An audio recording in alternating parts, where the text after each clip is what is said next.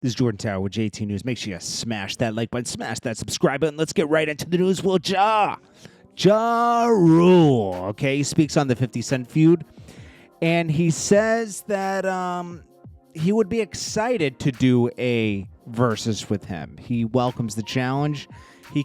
This is in Clubhouse. Now, some people brought some other opponents up that would be good for Ja Rule. I don't think 50 Cent would be a good opponent for Ja Rule. 50 Cent had he had more longevity than Ja Rule did in the music industry. Call it what you want, it's true. Ja Rule obviously did a lot. He wrote songs for J-Lo, a bunch of other people. He had his own career. I mean, it lasted a good 4 to 5 years. Then it abruptly came to a stop when Irv Gotti and his record label had trouble with the law, and 50 Cent at the same time was coming for him. It was a wrap. It was done. It was just the perfect storm. And you know what? A lot of people could say that them trying to keep 50 Cent out of the music industry in the 90s, this is what happened to them, vice versa. Okay? Anyways, people brought up that, hey, maybe this isn't the best opponent for you, 50, even though you think you could take him. But a better opponent would be a Fat Joe. And you could arguably say Fat Joe has a longer career than Ja Rule as well. I mean, 30 years. But hit-wise, Ja Rule had a lot of hits that are comparable to Fat Joe's amount of hits. Fat Joe has a hit every couple years. Ja Rule had a ton of hits in 5 years. 50 Cent had an exorbitant amount of hits in 5 years, okay? Like, it was just crazy, all right? Especially, he had his own label and featured on other artists' hits, you know? Like, he could even play a Lloyd Banks hit record, a Young Buck hit record that he was on. Game, he has like 3 just on Game's album. You know, 50 has way too much to pick from, you know? If they were going to do a versus, it would probably have to be mixtapes and their own albums. You couldn't really go into anything else. There'd have to be rules. Another good opponent for Ja Rule would be T.I. T.I. over the course of, again, longer career for T.I., but comparing their hits, kind of equal. I think that would be a better one. T.I. and Ja Rule, or Fat Joe and T.I., or Fat Joe versus T.I. I don't know. We'll have to see how that works out. Next up, Rick Ross brags about how much he rents his house out to movies. Now, this is a real thing, and he's not too far off. Now, as we know, Rick Ross is a born liar, okay? He lied about being, the biggest dealer in Miami. He lied about a lot of things, okay? But he isn't lying so much about this. Now, is he exaggerating? Yes. How do I know? Because I've rented properties before. Now, he's not too far off, though. So there's his property, and he's saying he rented it to a movie studio for Coming to America for the price of $2.75 million.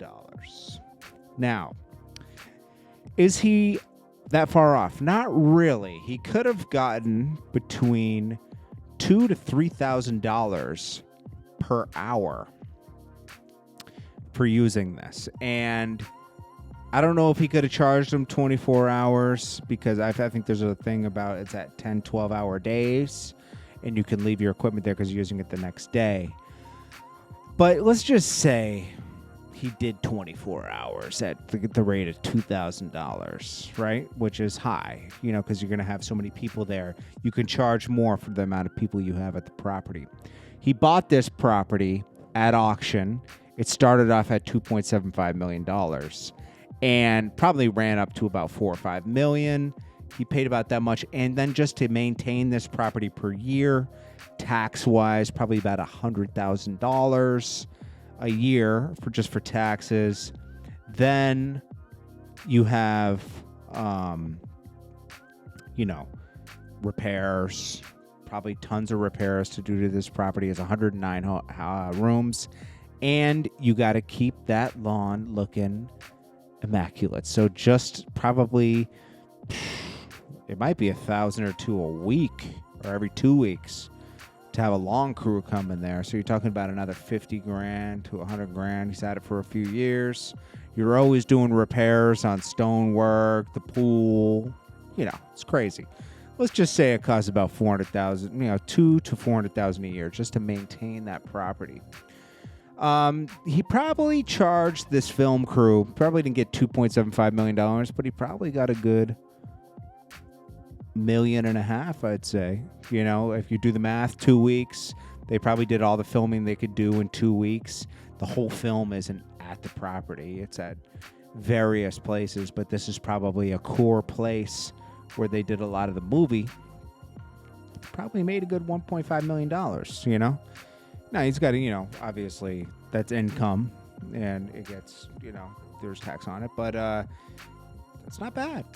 It's not bad to get a return, some sort of return on your property. I'm sure people come and, you know, rent the property every once in a while, and you probably could charge more if they're using it for less time. Probably charge $4,000 an hour, you know, which would be crazy.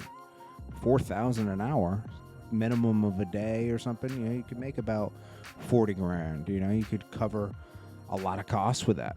And if you did that every, you know, you could probably cover the costs renting it out per year. You can rent it to commercials, everything. It being in this movie will make it even more appealing to rent. So Rick Ross got himself a nice investment there. 50 Cent's house in Connecticut probably could have been rented, but it didn't have that castle feel that Evander Holyfield's old house had built. Evander Holyfield took a huge loss on this property. I think he built it for like $14 million, ended up giving it up for $8 million.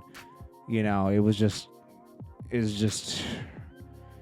I don't know how Ross would ever sell this property. That's the only problem. That's the problem when you get a property that's about over $2 million. Extremely hard to sell it. Always think about that. It could sit on the market for years to find a buyer, because how many people are in the market to buy a $4 million? He would probably want to sell it for $8 million, say, right? Maybe $10 million. How many people are in the market to buy a $10 million property? You could say, oh, some prince would buy it. No, not everybody wants to live in Fayetteville, Georgia, okay? I'm going to tell you, they would go to Beverly Hills or something else like that. You're kind of stuck with this property. And the longer you keep it, the more you got to upkeep it. You got to get, those expenses don't stop. It's scary to own a property like that, I'd say. But anyways, hey, I'm just discussing it. Then Trey Songz, he's home. Now, we reported yesterday he got into an altercation at the Chiefs game, okay? The Kansas City Chiefs game with a police officer, put him in a chokehold. Who knows what happened? And a lot of people were reporting that the officer was being a little aggressive. They placed him under arrest and let him go. This isn't the first time Trey Songz has had legal trouble. He's had it many years ago, but all I could say is that Trey Songz just doesn't put up with anybody disrespecting him, understandably. And, you know, I'm sure that somebody, like, probably got out of control with him. Glad he's home. That's positive news. Anyways, guys, this is Jordan Tower with JT News. I'll check you guys in the next one. I hope you guys are having a great day. Smash that like button. I'll check you guys in the next one.